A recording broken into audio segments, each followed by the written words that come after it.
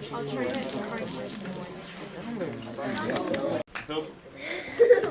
I hope the candy got around. I passed out some candy, and there's plenty there, so if you guys want another piece or two, it's okay. There's two stories, though, with the candy, and there's a reason I gave out Tootsie Rolls. I've got a story about Tootsie Rolls, which I'll get to later in the lesson. And the second point is I kind of want to remind you guys, we're in week 33 right now. Week 36 is the last class. It's 3 weeks away, and that's the final Jeopardy. So we'll be playing the Jeopardy game again for candy. So just kind of give you guys a little taste of it. Today's class is going to be about the Korean War. It happened in 1950 through 1953. And we brought with us today a very special person I want to introduce, Mr. Ken Groover, over here. Ken served in the 1st Marine Division during Korea and was actually involved in the Korean War. And you'll hear me tell a little bit about his story and a couple things that he went through. And I'll let Ken actually talk and tell more about what he did than what I pretend to know. I kind of want to start off though. Korea is often called the Forgotten War. And the reason why is two main reasons. One, by 1950, the United States had been involved in so many conflicts. World War I, World War II. World War II had only ended about 5 years before 1950. So by this point, the United States was kind of sick and tired of war. We didn't want to be involved in conflict. The other thing is, when you look at it historically, and I've kind of got this picture of books here, it's hard to read, but I've got written the titles of different major conflicts the U.S. had been involved in. And Korea was only for 3 years, and it was stuck in between World War II, which was a massive conflict, and Vietnam, which was another massive conflict. So it kind of gets overshadowed and forgotten about. Today, most people remember the Korean War through the TV show MASH. MASH is one of the longest running TV series ever. And it was about a fictional hospital. In fact, MASH stands for Mobile Army Surgical Hospital. A couple interesting facts about the TV show MASH, and this is where it gets really funny. The show was on for 11 seasons, almost 11 years, when the war that it's depicting lasted for about 3.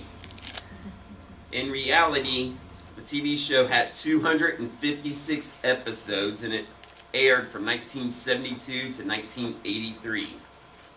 The show was written based off of a book written by a guy named Richard Hooker, who was an actual surgeon in a Mobile Army Surgical Hospital during the Korean War. And it's based around his real-life experiences working for MASH 8055. Of course, in the TV show, it was the fictional, made-up 4077. Other interesting things about MASH, 4 of the main characters on the TV show actually were U.S. veterans.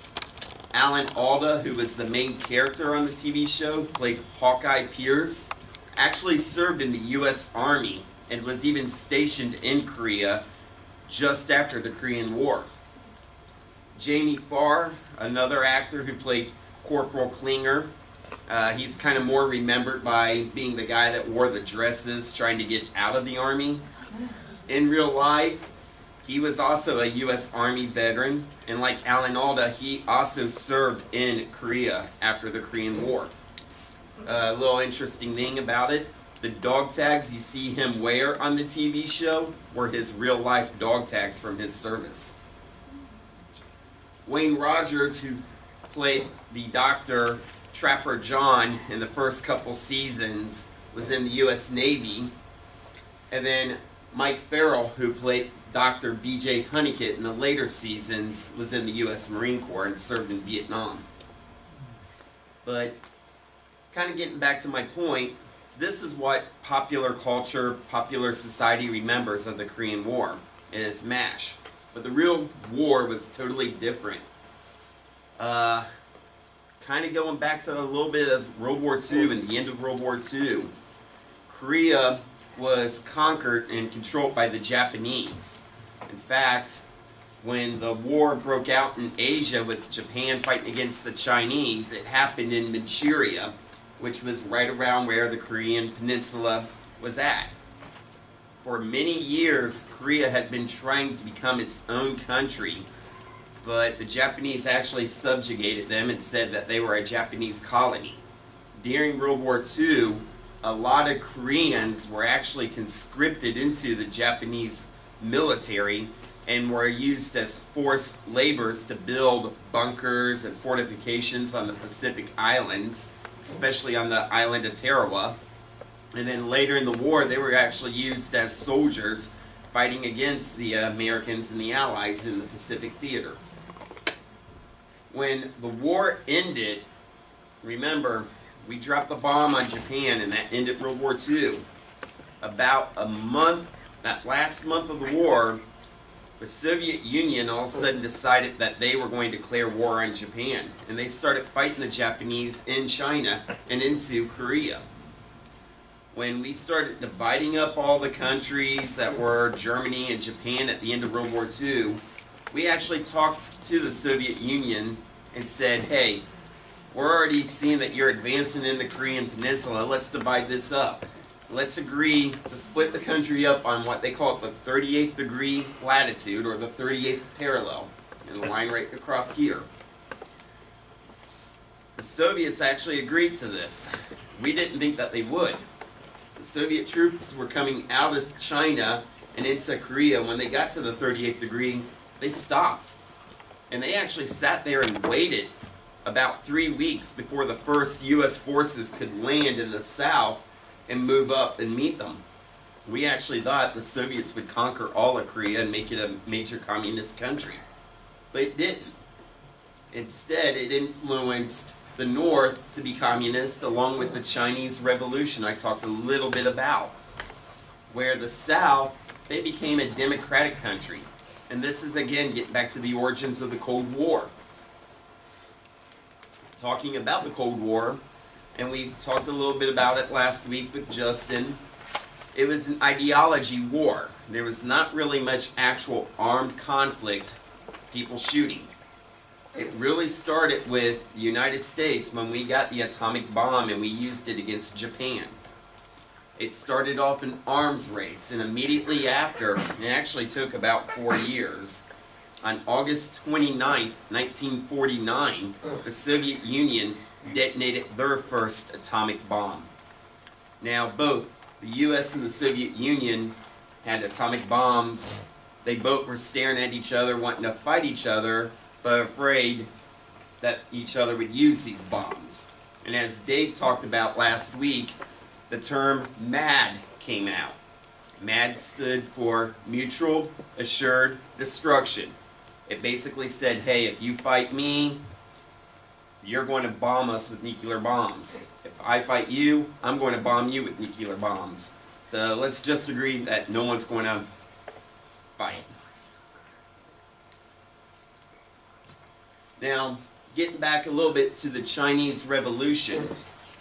At the end of World War II, China had been kind of fighting a little bit of a civil war. There were these two guys, a guy named Chiang Kai-shek and Mao Zedong. Mao Zedong is this guy right here. Chiang Kai-shek was wanting China to become a republican country, kind of like the United States, have a democracy. Mao Zedong, he liked what the Soviet Union was doing with a communist country. So the two guys got into a civil war, and Mao Zedong actually won. And China became a communist country. Chiang Kai-shek in the democratic part of China actually fled to an island called Formosa, which became the island of Taiwan. They also refer to it sometimes as the Democratic China. I talked a little bit about, at the end of World War II, how they went back to the idea that they had at the end of World War I with the League of Nations, and they established this new organization called the United Nations. The United Nations end up taking 5 countries and make them permanent security members. Those 5 countries were the United States, Great Britain, France, the Soviet Union. Notice that all those countries are the main allies of World War II. And the last one was China. Well, the problem was nobody could agree who was the right China. Was it Mao Zedong's Communist China or Chiang Kai-shek's Democratic China? So this becomes a little bit of a problem, and it's going to have an effect here in Korea.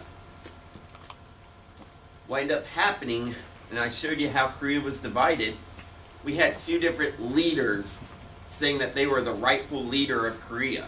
The first guy was Syngman Rhee. The United States supported him, and he wanted to make Korea a democratic country. Where the other guy, Kim Il-sung, he was a communist, and he wanted to make Korea a communist country. He was supported by the Soviet Union and Mao Zedong of China, and he controlled North Korea, where Syngman Rhee controlled South Korea. Well, as I was talking about the United Nations, they were arguing over which one is the legitimate China.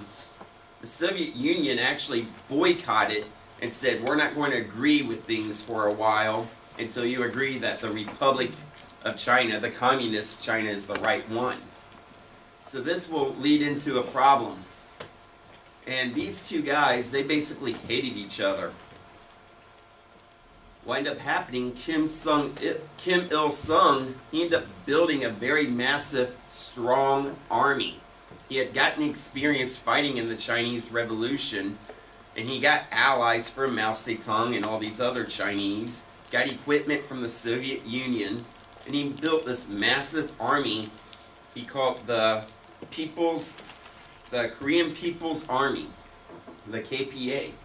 And he sent his troops, and they massed up right along the 38th parallel. Our CIA noticed it, but we didn't think it was serious. And all of a sudden, while everyone's arguing over things, North Korea invaded South Korea and crossed the 38th parallel on June 25th, 1950.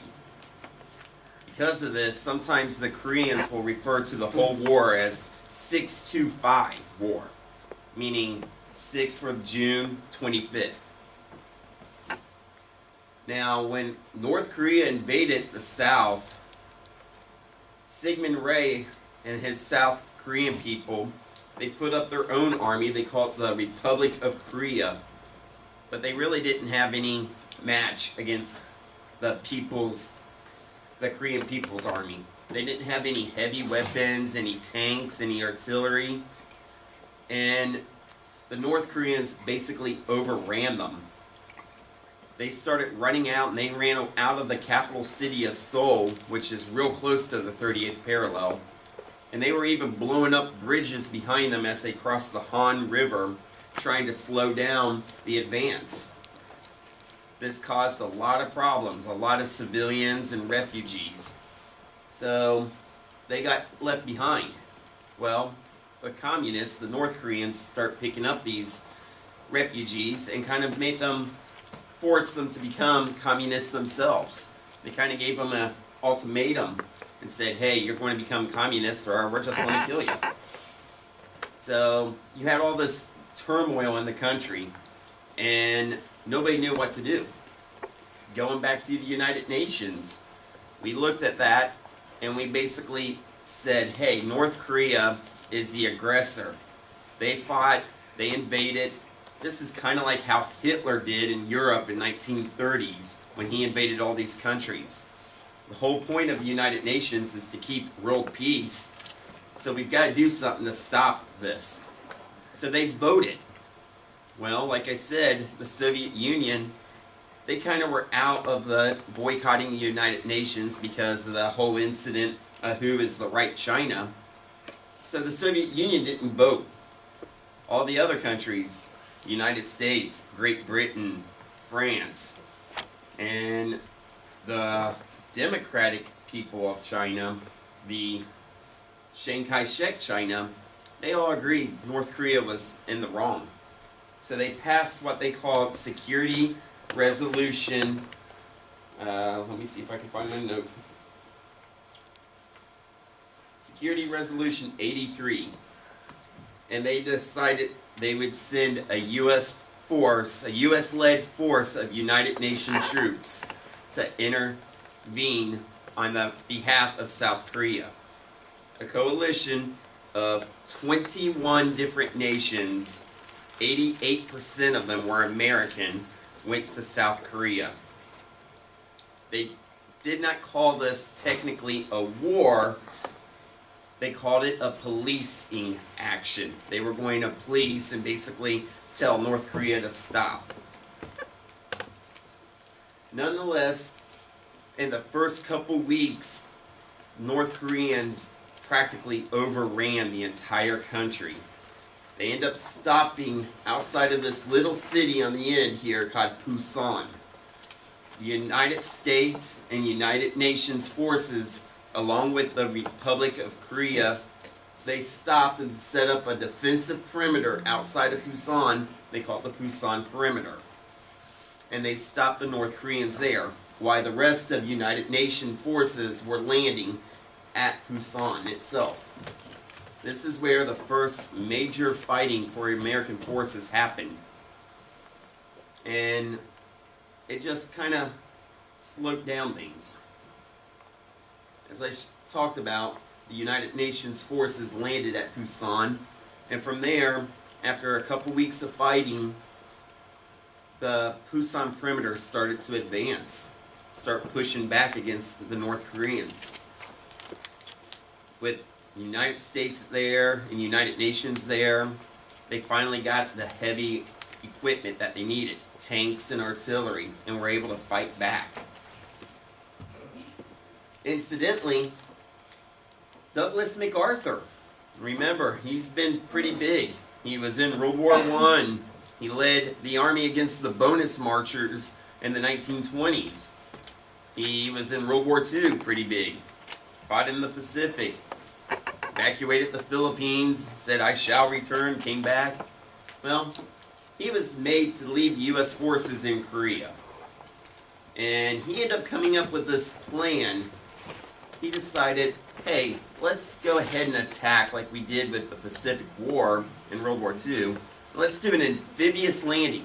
Kind of think of it like D-Day, Normandy, in Korea, at a little town called Incheon. Incheon is on the west coast of Korea, near the capital city of Seoul. So the Navy came in, surprised, bombarded the area, and the Marines loaded up on their boats like they did in the Pacific, and they landed on the beaches.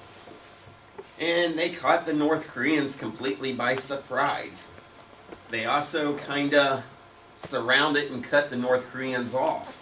And I'm going to try to go back here real quick to that map and show you a little bit. Incheon is right over here. So think of it this way. All the forces are at the Pusan perimeter fighting north, and MacArthur sailed around and landed here. So now all the North Korean forces here in the middle of South Korea are surrounded. And it won. It was a pretty gutsy move. Like I said, it caught the North Koreans off, and they started surrendering. Fighting ended up taking on in Seoul, and United Nations, U.S., and South Korean forces recaptured the capital. And they decided to continue fighting on back to the 38th parallel. Now, the war could have ended right there and then, and it would have been right at how it was at the beginning. But no. South Korea decided, we need to continue this and just defeat Kim Il-sung and the North Koreans. Douglas MacArthur kind of agreed and said, yeah. So, UN forces invaded North Korea. We crossed the 38th parallel. we ended up splitting our forces into two. The first part decided to go along the west, and we actually had 2 airborne troops making combat jumps in Korea. It was part of the 187th Airborne Regiment. The second part of the forces was what was called Tin Corps, and they moved along the east coast of North Korea. They landed in 2 cities on the beaches at Wonsan and Raiwon. Is that how I pronounce it? Wonsan and Raiwon? No, Busan is down at the lower, No, far end. or Wonsan. Oh, Wonsan. Wonsan is on the west side of Korea. Yeah. Well, as we started moving further north into North Korea, we started moving into the mountains where it got cold, and we pushed all the way north to the Yalu River, which is the border between Korea and China. And we were thinking we were winning the war. Well, surprise, surprise, the North Koreans had another surprise for us. The Chinese jumped into the war. They crossed the Yalu River in massive droves and surprised us, completely caught us off guard. The Chinese had 2 different organizations. They called the People's Liberation Army, and then a subgroup of that called the People's Volunteer Army.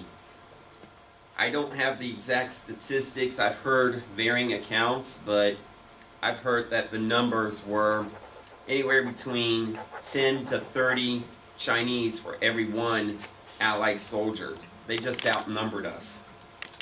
And they started attacking us in very vicious human waves. Well, part of Tiv Corps was the 1st Marines that Ken here was involved in. They were at a place, a little frozen lake high in the mountains called the Chosin Reservoir. They were already dealing with enough of their own problems, dealing with the weather, and now all of a sudden the Chinese attacking. Now, to give you a little point of view on this, the weather there at the Chosin Reservoir was extremely cold. Temperatures averaged between negative 32 and negative 40 degrees. Heavy, harsh, cold winds. The troops there nearly froze. They didn't have enough warm clothing.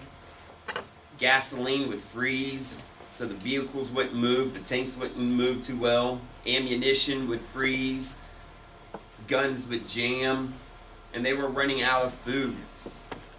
The Chinese attacked them, and not to completely ruin the whole story for you, I'm going to let Ken tell you, but Mr. Groover here, he was actually involved in the fight against the Chinese. He was rendered unconscious, and they thought he had actually been killed. When the Marines counterattacked it, he was being picked up, thought to be dead, when he came back alive, basically. Probably scared the bejesus out of one of his sergeants, and he was able to continue on in the fight. Now, as the Chinese were doing this, incidentally and kind of strangely, the Chinese would fight real hard and fierce, and then they'd fade away into the mountains and like disappear. We didn't know what happened to them. We started fighting again, and then the Chinese would come back out again and then disappear. And this would continue on for quite a while. We started using airstrikes, the heavy bombing like the B-29s, and carpet bombing North Korea. This was working, it seemed. And in fact, the Marines, to keep them from being completely overran and surrounded and captured by the Chinese, they were supported by artillery and air strikes so that they can escape the Chosin Reservoir and start falling back south and regroup. The few Marines that were there at the Chosin Reservoir, such as Ken, were actually given the nickname the Frozen Chosin. Now, while all this was going on, remember I talked about MacArthur MacArthur decides to make something pretty rash. He says, you know, the Chinese, they outnumber us. I think we should just take the fight to China. Let's go ahead and invade China. We've got the atom bomb, they don't. Let's use the atomic bomb on China and blow them out, and we'll just keep on fighting. We'll fight all the way up to Russia. Well, this kind of caused a lot of problems. And going back to the Cold War, this idea of MAD, mutual assured destruction, President Truman said this is a bad idea. If we start dropping atomic bombs on China, Russia's going to get involved and they're going to start dropping atomic bombs on us. So Truman and MacArthur, they actually started arguing quite a bit. Well, President Truman did something unprecedented. People were in shock. The President is the commander-in-chief overall of all the military forces, and as so, he turned around and he fired General MacArthur. He said, "That's it, bud, you're out of here." Well, MacArthur decided kind of to maybe get back at him. He might consider running into politics. After all, this was a hero from World War II. He talked about it a little bit. Instead, he said, "No, I'm just going to go ahead and retire, an old soldier." And Douglas MacArthur kind of just faded away. Never hear more about him after this. Incidentally, talking about those air campaigns, we're bombing, trying to protect our troops. Well, all of a sudden, these new planes started appearing over the skies. The North Koreans were flying, the Chinese were flying, and even a couple Russians. They were flying these new jets called MiG-15s. And the MiGs started shooting down and blowing up all of our bombers. We didn't know what to do. All of our planes were still the World War II era prop planes. So we ended up developing a new type of plane, our own jet, kind of based off the MiG-15 a little. We called it the F-86 Sabre. And the Sabres started flying, and they started getting into dogfights over North Korea with the MiGs. This is the first time in history where the air war was jet plane versus jet plane. Well, the American pilots flying these Sabres tend to be a little bit better of a pilot, and they were able to shoot down all these MiGs left and right, and we regained air superiority. All this fighting in the air over North Korea was dubbed MiG Alley. Well, as I said, the Chinese, with the North Koreans, they would fight and kind of attack us, and then invade and disappear into the mountains and the hills. And we had to start retreating, and this continued on. And it eventually got back to about the 38th parallel, even into South Korea. And it just went back and forth. And the fighting here became extremely vicious, very much a war of attrition. And so much, in fact, that the war ended up becoming a lot like World War I. Start hearing about the fighting right along the 38th parallel, which would happen from 1951 all the way to the end of the war. Everything that I've told you happened within the first year of the war. And all of a sudden it just kind of stops, still fighting heavy. You'd hear about some famous places and some famous battles in Korea, such as what's called Pork Chop Hill. There was a movie made in the 60s starring Gregory Peck named Pork Chop Hill about this particular battle.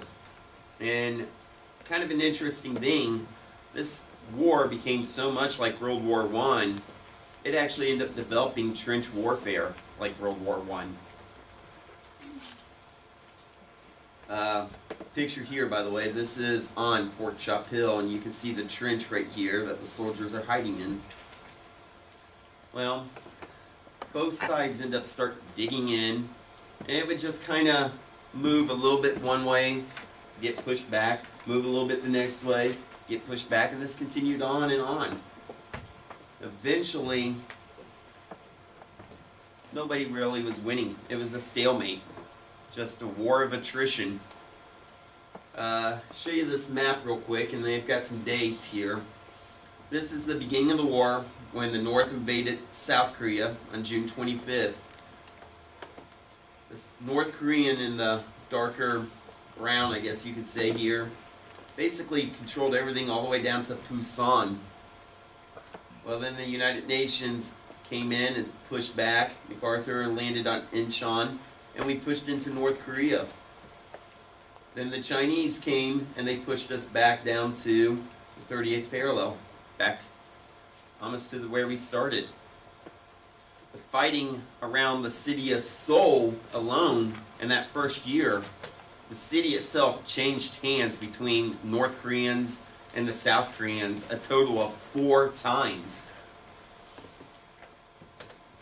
Eventually, an armistice was signed, kind of like at the end of World War I, on July 27, 1953. However, this was just a ceasefire, saying nobody will fight anymore. Both sides were still dug in, trenches, staring at each other.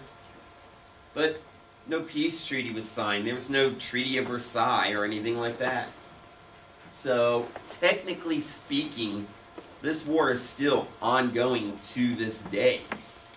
Along the 38th parallel, where the battle lines were at the end of 1953, both sides started building what they called a demilitarized zone, or the DMZ. It is a large area of fortifications, heavy fence, barbed wire, landmines, all that.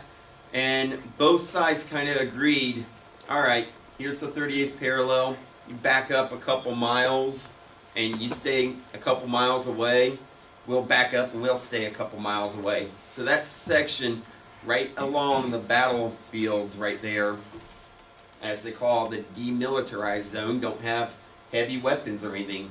But both sides are constantly staring at each other. Occasionally you still hear about people shooting at each other. We still send troops to this day, the United States does, to station in Korea in case the North Koreans decide to invade South Korea again and the war kicks up all over. Kind of want to finish this real quick with a couple little statistics and some stories, and then I'm going to let Mr. Gruber talk. The United Nations, as I said, had 21 nations involved fighting in the Korean War. 88% of them were American. In total, they had about 972,214 men involved. Out of that, 178,426 were killed. Out of that number, 36,574 were Americans. In comparison, the North Koreans, the Chinese, and the Russians had approximately 1.6 million people involved in the war. The figures for how many people were killed are not known exactly. It's approximatized at 367,283 to 750,282 were killed. Out of the refugees I told you guys about 2.5 million civilian refugees were killed during the conflict. And the war only lasted, as I said, 3 years, 1 month, 2 days. And technically speaking, still going on. Now, that's really all I have for the PowerPoint.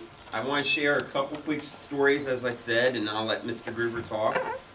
Passed around at the beginning of the class, the candy, the Tootsie Rolls.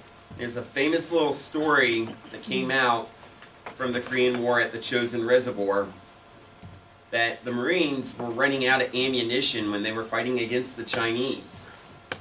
So they called in to be supplied and asked for more ammunition. Well, they didn't want the Chinese listening on the radio hear them say, hey, we need more ammo, and then they realize that they're running low and attack. So they would use a code word that was used in World War II. They called ammunition Tootsie Rolls. So they called in and said, hey, we need more Tootsie Rolls. Well, the guy in the supply got the message, and he didn't know that that was code talk for ammunition. He thought it was actual Tootsie Roll candy. And he said, okay, they need Tootsie Rolls. So they gathered up a bunch of the chocolate candies, flew them in, and dropped them off to the Marines.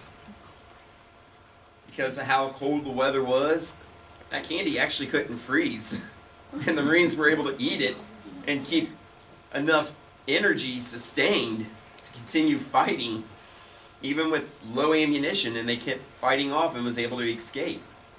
So the story of the Tootsie Roll goes to the Korean War. And that's kind of the connection. Other than that, I'm going to conclude my part of the class, and I'm going to let Mr. Gruber talk. I think Dave's getting ready to turn the lights on, and he'll probably talk with Ken a little too. So if I can have everyone give your attention to Ken. Should I move over here? If you want, Ken.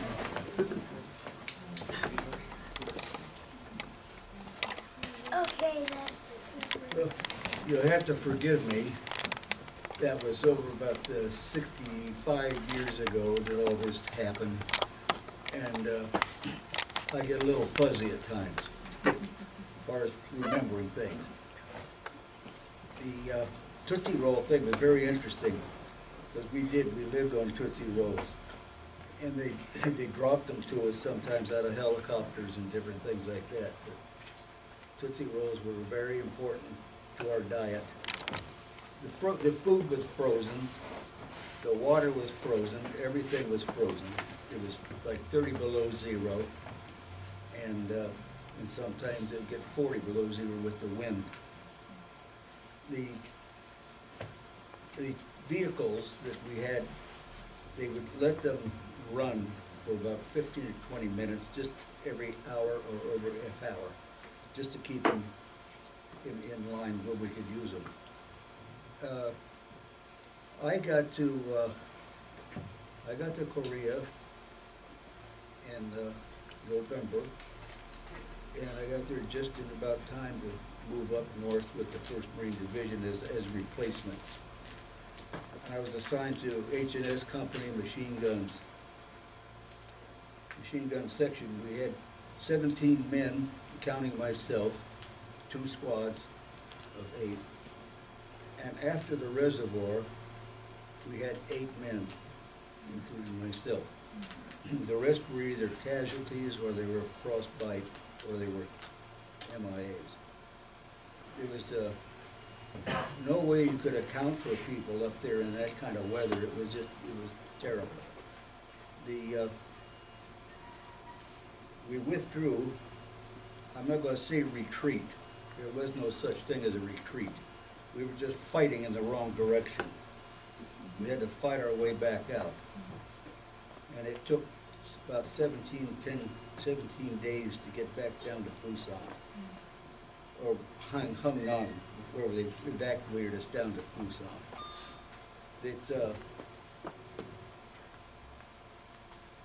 We started, after we got back down, we started again on the Operation Killer. And that was the first day of March was the Operation Killer. The 8 of us were assigned to go on a point and set up our machine guns, overlapping fire. And I had, like I say, 8 of us. At 2:30 in the morning on March 1st, 1951, we were hit by about 25 to 30 Chinese overran our positions about 2:30 in the morning. Out of 8 of us, 5 were wounded, 1 was killed, and 2 escaped without any problems, without any wounds at all. I was hit with a hand grenade, and my buddy here, Bill Stanley, I wear a little memorial bracelet on my wrist for him. He was killed, and when we were evacuated, I don't remember even being evacuated or anything else. I remember we were up on the hill and we came down. Now, you talk about MASH and things like this. We were in well, the Navy doesn't call them MASH. We were in the Navy hospitals or frontline aid stations. We didn't lay in a cot with sheets and pajamas and anything like that. We were right up in the front lines, and that MASH is way back. I laid on a cot in my old clothes, dirty clothes, bloody clothes, for about 5 days, from one place to another. The first place I got a chance to get a shave and a shower was on the hospital ship Repose in Busan Harbor. It's very fuzzy for me because I had a head wound and everything else, and I don't remember a lot. But from there, they took us and they flew us over to Japan, the hospital over there at Yokosuka Naval Hospital. And I was there for 4 or 5 days, and one after the other, and I remember leaving Korea on St. Patrick's Day. Everybody was hooping it up about St. Patrick's Day, and I was hooping it up because I was getting out of Korea. But we landed over there, and I was about in the hospital for 2 or 3 weeks. And they said, "You're going to go home." So wonderful. I got up. We took a troop ship home, and we went to San Diego, and it was just like going home. On the outside of San Diego Harbor, we had to stay we couldn't get to the tie-up or anything, to the docks. We had to stay out in the stream. But a few of the guys in the Marine Corps, they just didn't care for Truman at all, because he called it a police action. So they took the lids out of the tin cans and made stars out of it, hung it on their uniforms. And they had a banner on the side of the ship that said, "Uncle Harry's police force comes home." Well, the Navy Department really looked down on that, so they made us stay out in the harbor until we all threw the tin can lids over and they took the sign down. In the meantime, they had little harbor boats, little ferry boats that were going around with the people on board waving and this and that. And I recognized some little gal in a red coat. And it was my wife. And so I waved, she waved. When we docked finally, and I was the 12th man off the ship, we all had our green tags on, hospital patients. And I got down to the bottom you salute the flag, you salute the officer of the deck, you salute the generals, and whoever is up there watching you land. I got down to the bottom of the gangway, and there stood that little gal in a red coat. She had run through she got into the warehouse, and the Marines guard there said, "Lady, you can't go through here." She says, "The hell I can't. My husband's coming there, and I'm going to be there."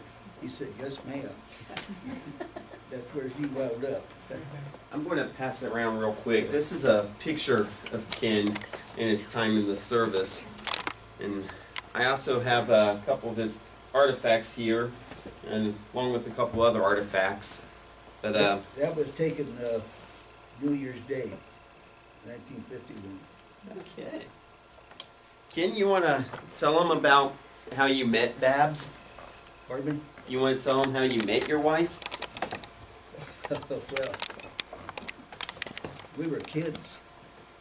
We lived in Miamisburg, I was born in Dayton, my wife was born in Miamisburg, and I lived on Maple Avenue, and she lived on Central Avenue. And we had known each other from tots. So what happened, in 1931, the PTA put on a Tom Thumb wedding. Now, you know what Tom Thumb is. He's a little teeny guy. And that's what we were, little teeny people. What they did, they put on a play, and I was the groom and she was the bride. She was 3.5 years old and I was 4.5 years old. And we went through this thing twice. It wasn't good enough, I guess it was not good enough the first time, so they did it again the next night. It was all PTA during the Depression to get your mind off your problems. And so anyway, we grew up together, used to play kick the can around with the kids in the neighborhood and everything else. My parents separated and divorced, and my mother moved to California with her parents, where her parents were, and so I went along with my mother to California. It was about 1936, 37. In 1947, I came back here, I was on leave, and I came back and I drove by the house and I said, I wonder if Barbara still lives there. Well, she did. She was a sophomore over at University of Miami. And we dated, and by the time I left, the 30 days was up, we were engaged, and we got married the next year in 1948 on Treasure Island in San Francisco Bay. So and we've been married now in June here coming up, it'll be 68 years. Wow. You should also know that Ken, Pardon me? you should also know that Ken joined the Marine Corps during World War II. He was 17 years old in 1944. He was assigned to a command ship, the USS Boston. He was an admiral's orderly during the Second World War, and then went on into Korea in 1951, 50 and 51. So he's a World War II veteran and a Korean. And he lives up in Ron Heights here in Germantown. Well, there's not much more I can say. The only thing I could put to it is like everybody says here,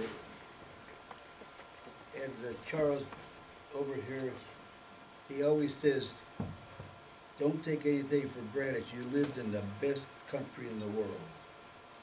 This is the best country you'll ever see. And everybody else is jealous of us, and that's why they're after us. They're trying to take away all of our freedoms and everything that we have going for us. You can be anything you want to be, as long as you put your mind to it. Study hard, get your education, and move on. I don't have any more. I've got one last thing. You can ask me questions, and I'll try to answer. You tell them real quick your wife's name. Pardon me? Tell them your wife's name. His name is Barbara. My name is Ken. The original Ken and Barbie. That's funny. So Did you pass that other picture? We passed them around. Oh, yeah. So we often joke a lot of the times with him and his wife. They're the original Ken and Barbie, and Barbie really did marry G.I. Joe. Does anyone have any questions for Ken? Want to know anything in particular about his time? How did you put up shelters in the snow? Or how did he live? How did they live in that weather like that? How did they survive in that? Did you hear that? No. She wants to know, how did you live in the snow and the weather, with that cold weather? You didn't live, you existed. Yeah. That's about it. You tried to do everything you could for your, well, that's the parka there. It doesn't have the lining in it, but that's the parka that I wore. And you just layered the clothes on as much as you could. There was no place to get in and out of. And if you had a sleeping bag, you wrapped it around you. But when you're up on the front lines, you try to stay awake as much as you can because you can't go to sleep. You freeze. How You long still, were you there? How long were you up in the mountains in the cold? How long were we there? I was there in November and then December. We were out of there in December. Okay. By Christmas, we were back down in Mason.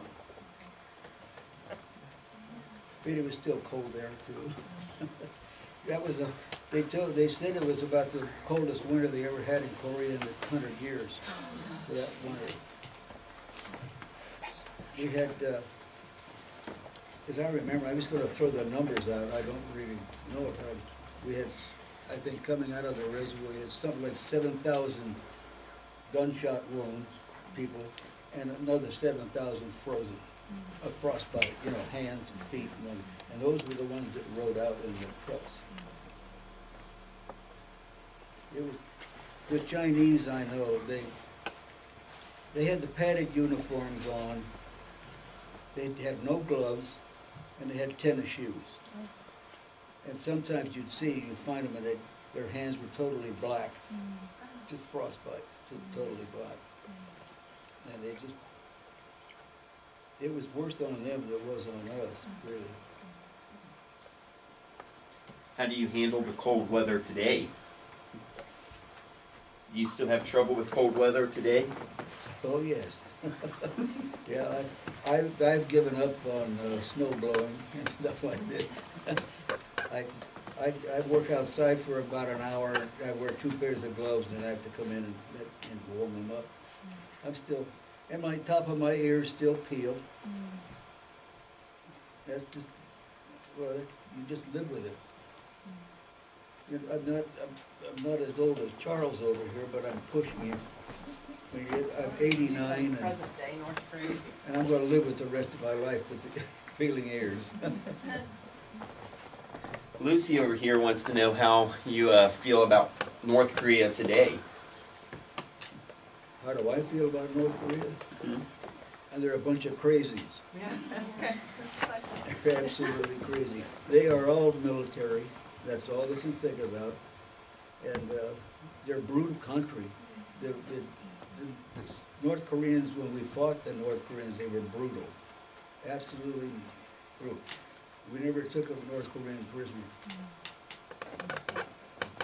Chinese, yes, but North Koreans, no. Incidentally, North Korea today is ran by Kim Il-sung, the leader from the Korean War, his grandson.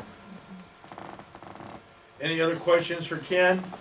I'd like to give Ken a round of applause.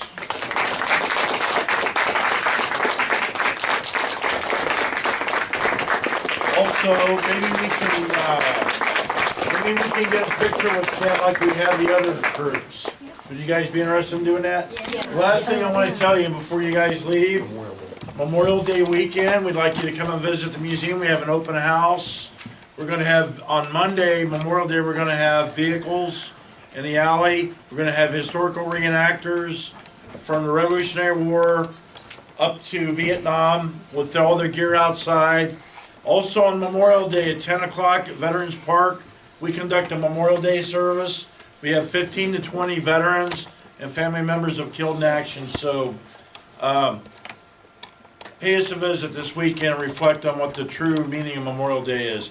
All right, so let's organize who's in charge.